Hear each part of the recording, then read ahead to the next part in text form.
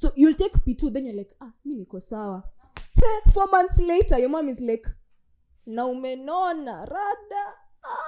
Then kumbe you're pregnant, and then you get chased out of home, you get beaten, your dad is disappointed in you.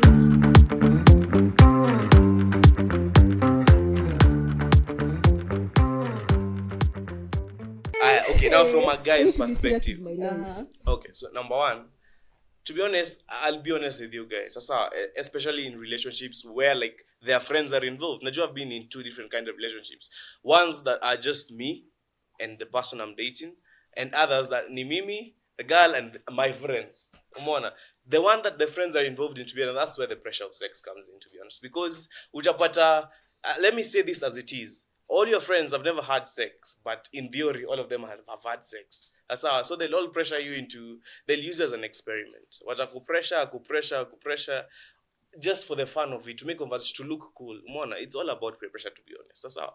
So like, even for the guys out there, manze, so sex is not really a factor, to be honest. It's not, and you know it. I know for a fact that for a guy to really approach a girl, and kama hujatumwa na wabeste wako, you see someone and you like them, and you're not like 24, 25 like some people I'm seeing here. Your mind is like, I really want to spend time with these girls. That's how, like, I want to make conversations, I want to make stories, I want to make her life. So I want to make her cringe. Mona, it's not about sex, to be honest. It's not about sex. But like ukiona saa is more focused into sex and whatnot. It's peer pressure, to be honest. So yeah, hata akupendi by the way, any peer pressure. It's true. So Rose, do you think that sex education is being overlooked in both primary schools and secondary schools? Because government ilijaribu wakaongelelea 2 pads. Honestly, they'd be like, there's some counselor coming to talk to you sijui about sex education. Akikuja ni unaambiwa tukuhusu pads and like being on your periods and all. You're not told about guys. You're not told that you're not supposed to have such things during your periods. You're not told how to handle yourself when you're in a relationship. Do you think sexual education is being overlooked in schools? And what are the effects of this sexual education being overlooked in schools, like right now in Kenya? It is being severely overlooked. You know, when you umesema tu mnaletewa some guy anawaambia acha kwanza ilikuwa mnasplitiwa boys mwende huko and then you call girls kujeni I tell you about pads. We're like, okay, and you've missed the whole point. Even like the older people wanna find it hard to sit down and tell someone who's like you, cause unafikiria home kona 10-year-old like this child, staka home niambie mtu wangu sex is like this, so mbona niambie mtoto mwenyewe. But I feel like hiyo ni kitu inafaa inafanywa, because if we're being so realistic, we have had a 9-year-old have been pregnant. Na hiyo ni one of the consequences of not having sex education. What do you mean a 9-year-old is having a child? That's a child having a child. Like, people in power, you need to do better. Not to fail. You're failing the generation. You need to teach children about sex. Yeah. What about Brian? Your parents? No. Me, I want to know. Wewe Marshall, unataka ukaena chini na babako anze kukulia ati.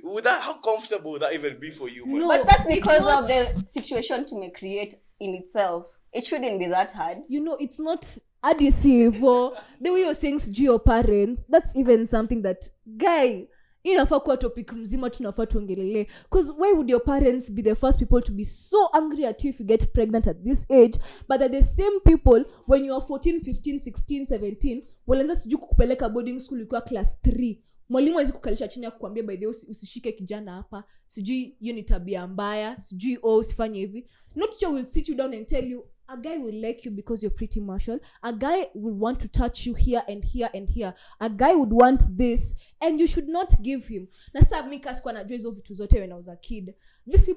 These teenage pregnancies that are trending in Kenya, they're not just because girls feel like they can't sleep with boys. It's because they don't have enough education. They don't have enough knowledge on what to do because of our parents, because of our teachers.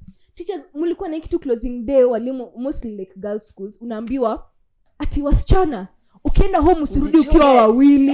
Like, bro, what are you telling me? You've never told me venye ndakuwa wawili. Uje niambia venye ndakuwa wawili. You're just telling me nisirudi nikiwa wawili. What is that? Please. That's true. That's crazy, to be honest. Closing parade and girls, take care of yourselves. Yes. You're very beautiful. beautiful, the boys want you, msirudi mkiwa wawili. What is that? And how does that happen? You know, maybe in your subconscious. Like, maybe in your subconscious, you're like... But like, to be honest, we can talk about contraceptives and abstaining. But you all remember the story of Mary. No. Wait. So, that's besides the whole point. Let us take an initiative to tell you that sometimes unaweza ambu utumie contraceptives na marafiki wako. But let me tell you these things backfire. I don't have kids, but those things backfire. Where you're not being told, rafiki yako atakuja kuambia, by the way, ukunywe P2 kabla ufanye hivi na hivi. Lakini hutaambiwa ukikunywa P2 after more than 72 hours, you will get pregnant. Ujaambiwa if you take P2 at this specific time and time, you will still get pregnant. You're not being given the right advice. So you'll take P2, then you're like, mimi niko sawa. 4 months later, your mom is like, na umenona rada. Then kumbe you're pregnant, and then you get chased out of home, you get beaten, your dad is disappointed in you, but they think that you just like sleeping with people. So you should have right education to all of this. And these are contraceptives. So you will get pregnant with twins, kwanza, triplets. Please don't joke with such things.